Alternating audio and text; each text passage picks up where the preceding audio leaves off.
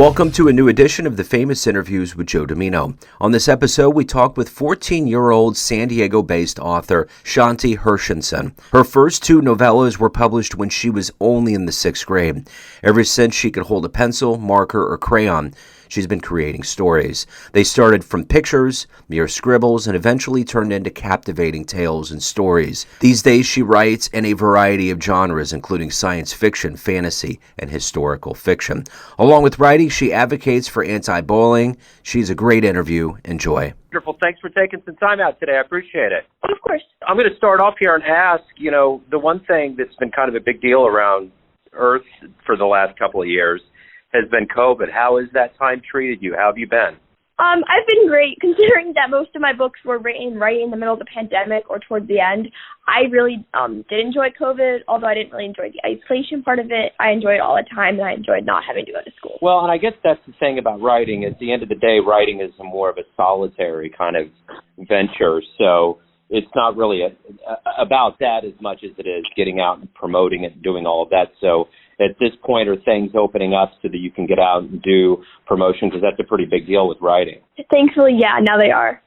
Good deal. So what kinds of things are you doing, and how is all that working now? I mean, have things changed drastically out in California now with things kind of opening up with COVID? They have, and they haven't. There are some places where it feels like COVID really never existed. But yeah, now thankfully, like, news opportunities are opening up, book signings are opening up. And those were all things I couldn't do unless I did them virtually a few months ago. So.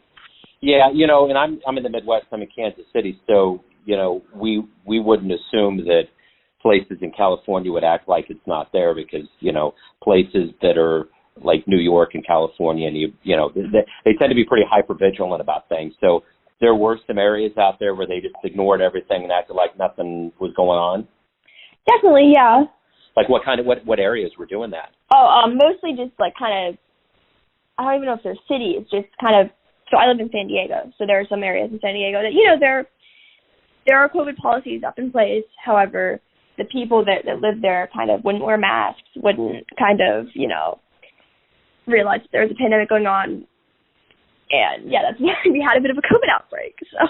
Yeah. Talk to me a little bit about how this writing journey began for you. I mean, you're young and you've got a lot going on. So when did this all start? When did you know this was going to be something you wanted to make, more of a permanent thing? My writing journey began at a very young age because I started writing at a very young age. I mean, like 5 or 6. However, I did start kind of writing officially as like a job, as publishing, when I was 11 turning 12. That was when I wrote my first 2 novellas. Then later on, I wrote, months before my 13th birthday, when I was still 12, I wrote my first novel, Biome Walk. And now, how old are you now? 14. Okay, so you're 14 now. So how many books total do you have out now? I have out, as of tomorrow, I will have out 11 books. And wow. I am currently writing my 8th. How do you find the time to do this? When do you dole out the time?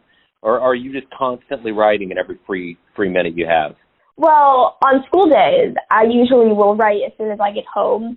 What I do is I write about 1,000 words a day, sometimes more, never less, on school days.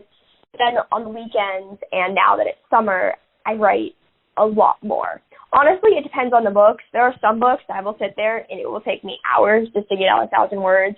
Then there are some other books I have where I'll be extremely excited to write, and I will just write, and I will finish those books a lot quickly.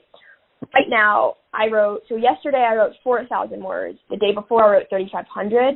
So I'm trying to have a completed first draft of the book I'm writing by the end of the month. So the next month I can try to start writing the 3rd book in that series. So I'll have that as I'm starting school again. So what do you write about? What's kind of the subject matter? What's kind of the bread and butter for you?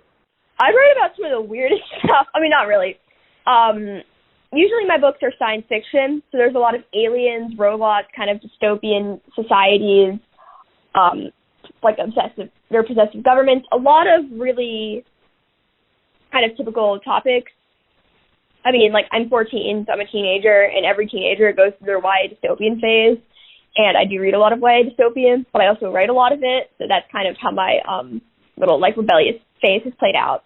I also like fantasy. However, the fantasy books I have, I don't even want to call them fantasy. They just have really weird magic and ghosts and a bunch of really weird stuff that I don't know why I wrote, but I did. But usually it's young adult dystopian. And if I have my poetry books, but those aren't like my main focus. So, I mean, doesn't it seem like over this COVID period we've kind of entered some level of dystopianness? I mean, we are more divided than ever. People don't trust the government. We have all of these things that have kind of swept through that almost seem like sci-fi. You know, machines run everything. If we didn't have computers and all of these things during the pandemic, there would have been no communication. Does it kind of seem like that kind of gives you a good backdrop for things to think about? In some ways. What was the first story that you ever wrote that you felt like it was this was going to be a path that you wanted to take? Like, when did you feel like, I'm a writer, this is what I want to do? What story did you write? So when I was maybe, the first story I ever wrote is the one I think of for that, honestly. And I was in first grade. It was very early on. I was around 5 or 6. And I sat down, and it was during free choice, and I gathered all the materials and stapled together this little book. It was called A Cat in the Love because those were the only words I actually knew how to spell at the time. And after I finished it, I was extremely happy. It really, I have to say, didn't have much of a plot. However, looking back on it now, it has more of a plot than one would think. But that was a moment where I realized, like, oh my gosh, this is cool. I kind of want to be an author when I grow up. In the years following, there are a few more like little writing projects I can think of that made me feel like I want to do this. This is so cool. So what is your favorite book? What was the book that really made you think, wow, this is what I would like to do, or really motivated you to just want to do something more? So as a kid, for most of my like childhood years, from about fourth grade and fifth grade, my favorite book was Echo. It was very long, and I just remember being quite inspired to write by it. I had a bunch of favorite books. My current favorite book, however, is The Perks of Being a Wallflower. I love that book. It's very, the way it's written is very interesting. It's a very sad, very relatable book. You know, as a young person in this world right now, you know, looking at what we've gone through the last couple of years and looking at what's happening right now in the world, where's your optimism? Or how optimistic do you feel about things getting to a better place and an even much better place, say, 5 to 10 years from now? I am only a little optimistic because it's my generation who's going to probably be able to change a lot of this, and we're going to be able to vote in a few years.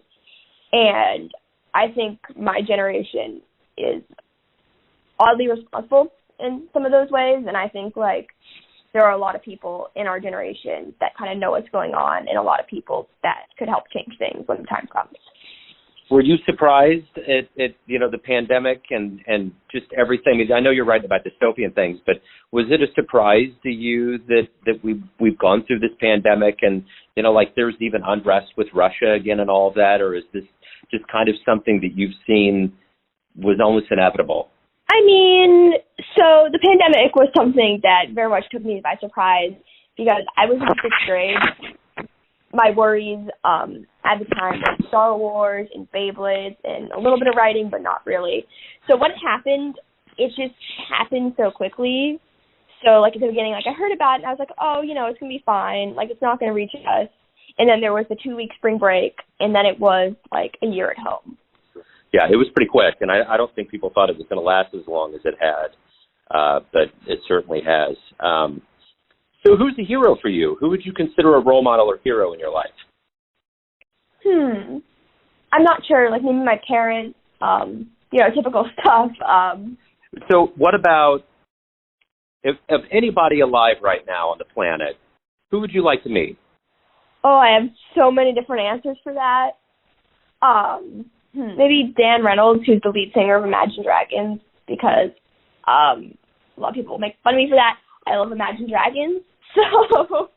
So what's next for you? As you look to your future and things that are going on, are you looking at, college? Are you looking to continue to write? What do you see your future being? Well, a mix of both. I really, really want to go to a good college. So that's something that is hopefully going to happen, and then I really want to continue writing. So probably by the time I'm out of college, I really hope to be a successful writer. And what I really want is like a movie adaptation or something, but of course that's an incredibly long shot. But, you know, doesn't hurt to dream. I definitely want to get like an English degree or a literature degree or a creative writing degree, because another thing I've thought about doing is maybe being like a creative writing professor and teaching writing to people. So if you did have one of your books turn into a movie and you could pick an actor or actress that you absolutely love to be in one of those, who would you pick? Who would be somebody you would love to have portrayed in one of your books as a movie? Oh, I don't know. I have the fan cast. I don't actually know a lot of actors. I'm trying to remember off the top of my head. There are 2 books of mine that I think would make really great movies. One of them is You Won't Know Her Name. The other one is Never Dying. You Won't Know Her Name, I'd have to cast someone that looks like me, so that I do not know. I did make an entire fan cast for Never Dying. I'm so sorry because I'm completely blanking out on who I picked. So. Final question here for you is this. Anybody out there that wants to get your books, to know about anything, you know, that you're doing as far as live events, anything more about you, where's the best place for them to go? The best place for anyone who wants to learn more about me and like find my events and find all my links and stuff would definitely be my website. My website is shantihershenson.com. That's ShantiHershenson.com. That is like where everything is. My website basically is like the kind of hub for everything. You can also find me on TikTok, which is at Shanti Who Writes, and then my Instagram is just at Shanti Hershenson. Wonderful. Shanti, thank you for opening up. Good luck with everything. It was great to get to know you. Thank you for having me. Thanks for tuning in to another famous interview with Joe Dimino, where we cover the world of art, literature, and music around the globe. If you want to hear more interviews, visit the Famous Interviews with Joe Dimino YouTube channel. Thanks again for listening, and until next time.